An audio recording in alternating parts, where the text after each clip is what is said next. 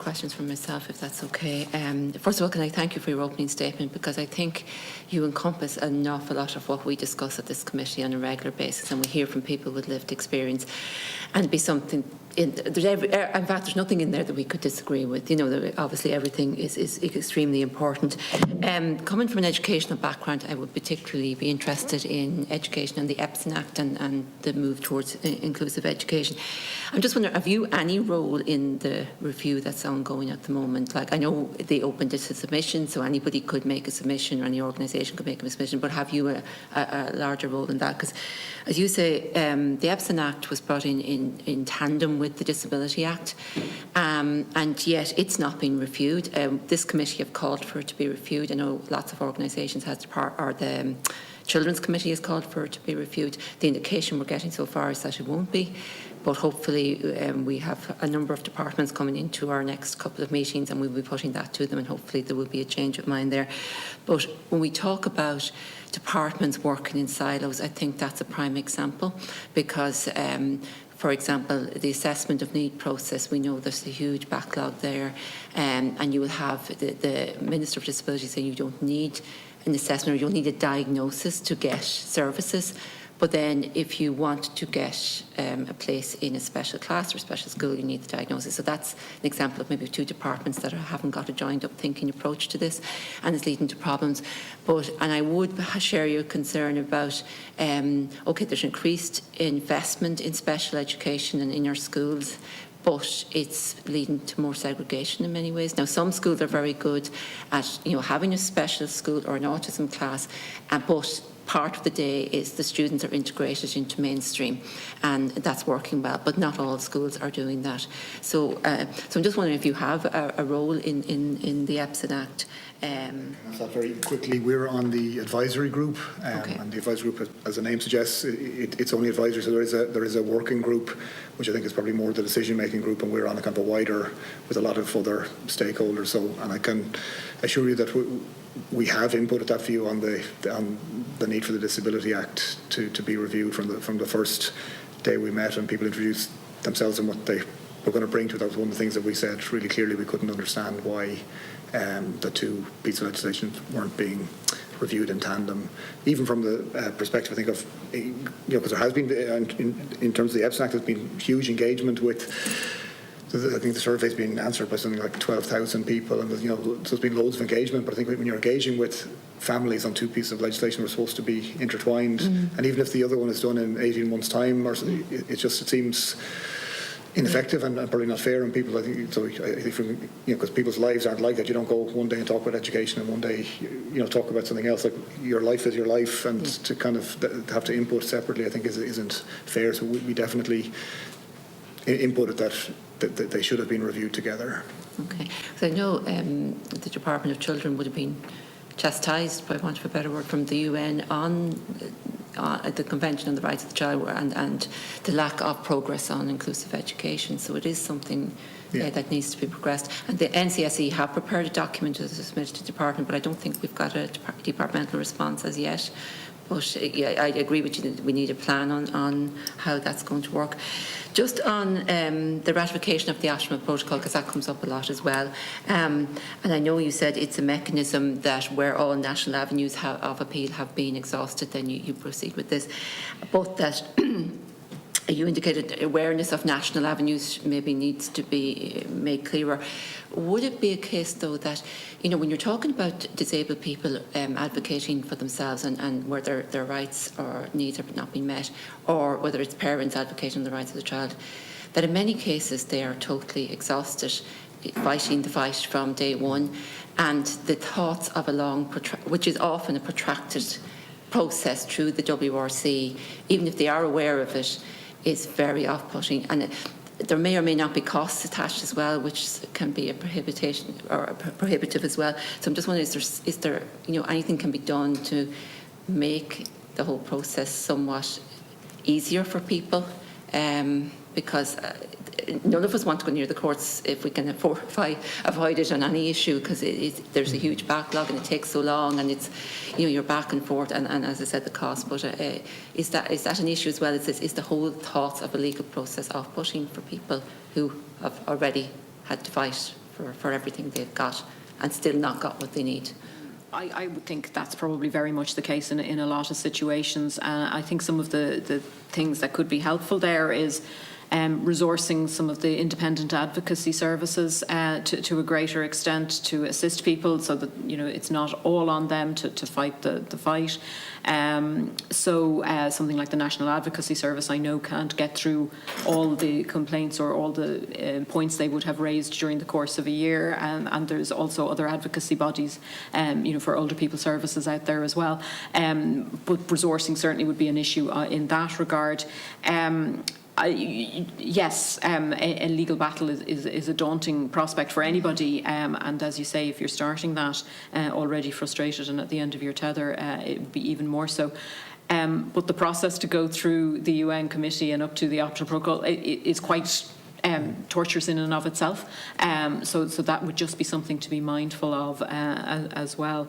But I think I think if public bodies are more mindful of their existing obligations in relation to complaints mechanisms and appeals and inquiries, and then if people are more aware of the supports and mechanisms that can be offered through something like an ombudsman service, that would be helpful in that regard as well. And I know Senator O'Loughlin and others have mentioned employment here, and we are a laggard in relation to Europe in the number of people that are employed. And you talked about different surveys that have been carried out around people declaring a disability. And I know in my previous job where I was working, and there was a survey, and it was confidential, and you declared whether you had disability.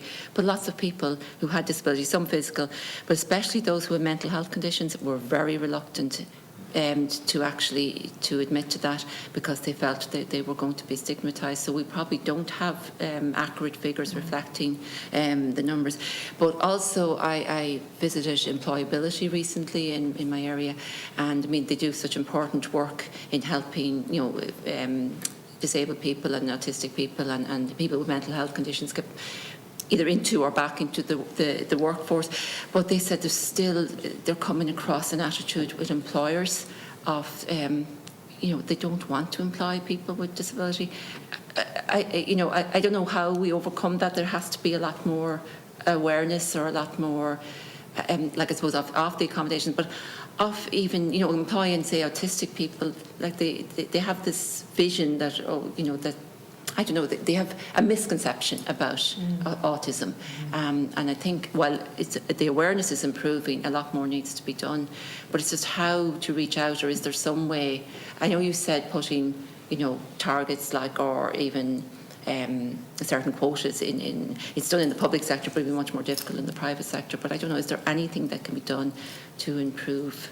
I think, again, it's a range of factors. I mean, there's a lot of private sector employers who have embraced a kind of the equality, diversity and inclusion agenda. Now, what we sometimes find is that disability can be coming at the tail end of all of those considerations, and they think they've done a great job because, there's LGBTQ or ethnic minorities employed. So I think it's about looking at all grounds equally in that regard. Some of the work we've done has shown that there's a clear business case for employing people with disabilities. Some of it's about greater likelihood of retention, so lower recruitment. But there's a whole range of things, and I think that business case probably, there's probably more work to be done in making that effective and making employers aware of that. It would help overcome some of those challenges and battles. And then there's whatever supports government can be offering, whether it's in terms of the reasonable accommodation side of things, or about linking employees and employers, because we do persistently hear that we don't know where to find somebody with a disability. We'd love to employ somebody, but we don't know where to find them. And I think some of that kind of referral mechanisms might be helpful. But I think it is about that EDI agenda and highlighting those areas of good practice and where they have benefited the employer. I think that's probably what's most motivating to people on the business end of things. Just to add, because you mentioned earlier, Aideen, about Employers for Change, and they facilitate some peer-to-peer learning among employers, and I think employers find that very helpful because they feel they're sort of in a safe space that they can ask questions of an employer, say, who has employed people with disability, and learn that way and maybe get support that way. So more of that, I think. We didn't commission them, I think it's called something else, but the OECD did a piece of work with us 2 years ago now, was it 2001 it was published, and it was on the theme of engaging employers. So how do you get employers to employ people with disabilities, and what are some of the barriers? And that was interesting, and they felt Ireland's public employment service was a little bit behind the curve in compared to other European countries in that proactive approach. I think that was really one of the key findings there. So yeah, definitely some work to be done in that area. And I think a lot of it sometimes is left to the Department of Social Protection, because they have that sort of employment focus through Intrio. But there's other departments as well need to play a more active role, I would say, in there as well. I suppose the last thing just to say, I know you talked about the sectoral plans under the Disability Act. Were they actually, excuse me, were they actually produced and for a number of years, or was it just once? Or It's just the first round, wasn't it? Just the first round, and then there seemed to have been a bit of ambiguity in the legislation as to whether they just had to be reviewed after 3 years or reviewed and a new one produced. And I think that is why they could sort of, or one of the reasons why they fell into abeyance. So that may only be a tweak in legislation to ensure that's clear, that it wasn't a once-off, a once-off initiative. I might just make the point, because we talked earlier about where we felt Part 2 of the Disability Act should have been reviewed in tandem with EPSN, and whether that's still a possibility or not. But there would be a fair few areas of the Disability Act where some updates would be required just to reflect just developments. So I suppose we'd be suggesting that it's, you take a look at the entire piece of legislation rather than a section in isolation. So there could be stuff that could be on the employment question that could be tackled through Part 5. Part 4 is an interesting one in terms of genetic information and disclosure of that, and how that works in tandem with GDPR. There's been developments since 2005 that I think could be reflected in the Act. Even, for ourselves, we would like the definition of universal design broadened in terms of Section 6 of the Act. So I think it's probably just timely to look at it all, and look at it as a holistic piece of legislation that could underpin implementation of UNCRPD in an Irish context. And plans for the various sectors of activity would be helpful in that regard, and probably, tying them to just a few departments probably, it was of its time, and it's time to take another look at that.